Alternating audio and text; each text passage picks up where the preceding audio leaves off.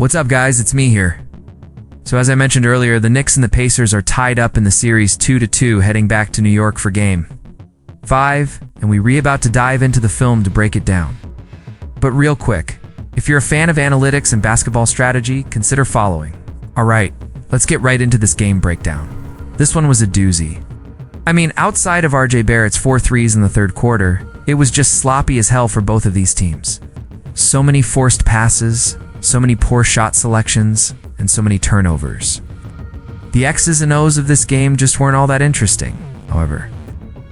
If you look at the box score and see that the Knicks lost despite shooting 46% from deep and 85% from the charity stripe, well, you're scratching your head wondering how that's possible. My friends, I've got the answer for you. It's the free throw discrepancy. The Pacers attempted 42 free throws to the Knicks 21, and it proved to be the difference maker in this one. Now, don't get me wrong, the Knicks definitely drew their fair share of fouls. They took some bad shots that were contested and some questionable threes that ended up being turnovers. Meanwhile, the Pacers, they were attacking closeouts, getting downhill, and drawing contact. They were patient with the ball and moved it around, and the Knicks often found themselves reaching and fouling. Now, I know you can say that the Pacers are flopping or whatever, but the fact of the matter is, they were getting downhill and making plays. And when you're attacking like that, defenders are going to be forced to use their hands. And if you're disciplined enough to draw the foul, well, that's on the defender. At the end of the day, it's about who wants it more, who's more disciplined, and who plays smarter basketball. Out. And in this game, the Pacers earned their trip to the line. So when it comes to the X's and O's, there wasn't much to the game. Both teams made some dumb mistakes. Both teams missed some wide open shots. But the Pacers executed down the stretch, and they capitalized on their opportunities at the free throw line. Now let's take a closer look at the film and see what stood out. First, I want to show you this play here. Watch the Knicks set a screen, clear out on the left wing, and Josh Hart attacks the rim. Now this is what I call a live dribble handoff. Unlike a DHO, where you freeze the ball to get the screen, here they're keeping the ball alive and using the screen as it's happening. Quick little nuance. Anyway, Hart gets the ball, but he's got pressure from Tyrese Halliburton, so he makes a nice bounce pass to Jalen Brunson. Here's where the problems start for the Knicks. See? Brunson's guy, Chris Duarte, is supposed to be guarding Brunson here. But listen, Duarte is actually stuck behind his own man. Look at this.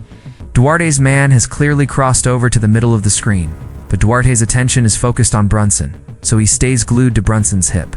Because of this hesitation and lack of communication, Brunson is able to get that little hesitation move on Duarte, creating just enough space to drive past him. Now, Brunson could have pulled up for a jump shot here, but instead, he kicks it out to Quentin Grimes. And again, this is the theme of the game for the Knicks. Grimes has to take a rushed three over multiple defenders. Now, Grimes is a good shooter, but when you're taking catch-and-shoot threes against 2 or 3 defenders, it's a whole different story. Here, for example, he's got Duarte on him and Mitchell Robinson contesting. I mean, against 2 defenders. Okay, fine, that's a tough shot. But with 3, it's a borderline impossible shot. And sure enough, it rimmed out. If you look around the league, you'll find that teams are on allowing 85% shooting from opponents at the free throw line very often, especially in the playoffs.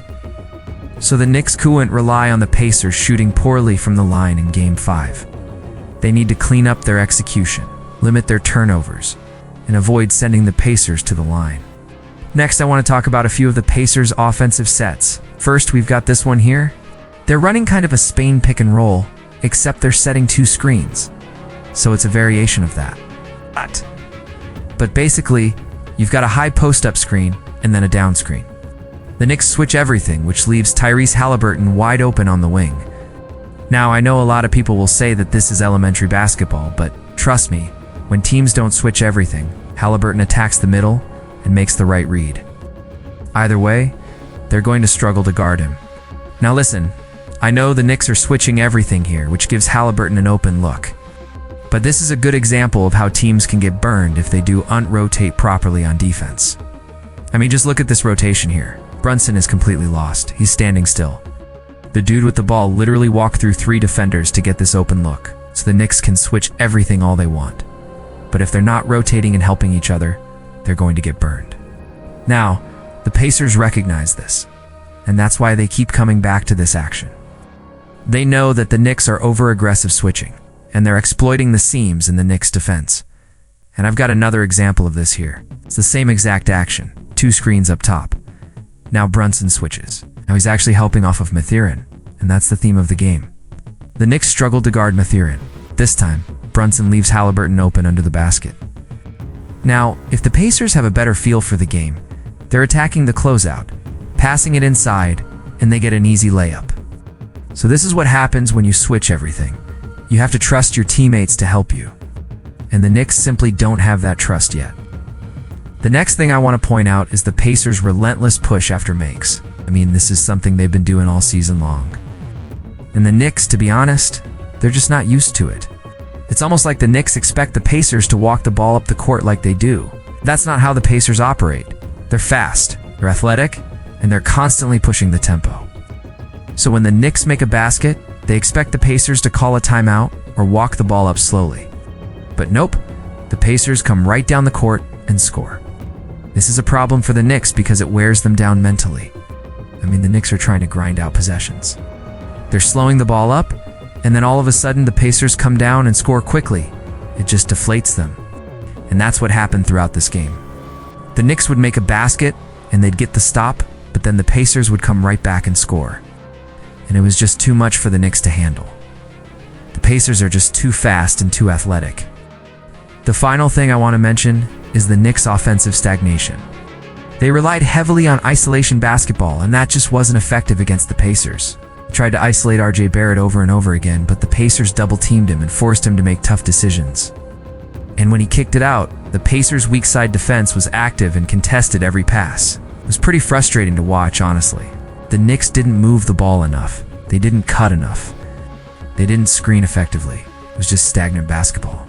And that's not going to win you games in the NBA, especially against a team like the Pacers who are hungry and playing with a lot of energy. And that's it for me tonight, guys. Hope you enjoyed the video. Catch you on the next one. This was one of those nights where Tyrese Haliburton simply had his way with the Knicks in Game 4. In today's video, I'm going to tell you why. And a shout out to my boy Half Man for telling me about this great event happening in Indianapolis this Saturday. Alright, let's get into the video. Siakam made all of his typical Siakam shots tonight. Those mid-range jumpers and crafty finishes around the rim that had become his signature.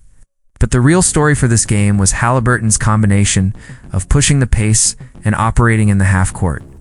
It really was just so good to watch, man. It's a testament to the spacing and the way the ball moves with this Pacers team. It becomes scary to put 2 defenders on Haliburton because of how well everyone else can shoot and make plays. At that point, if he gets by the initial defender, it just becomes chaos. Either him getting the assist or initiating drive and kick, and probably another drive and kick sequence. The ball movement and player movement are just beautiful to watch when they're clicking like this. Siakam's veteran presence and basketball IQ complement Haliburton's youth and energy perfectly. You can see how comfortable these guys have become playing together, and that chemistry is paying dividends in this playoff series.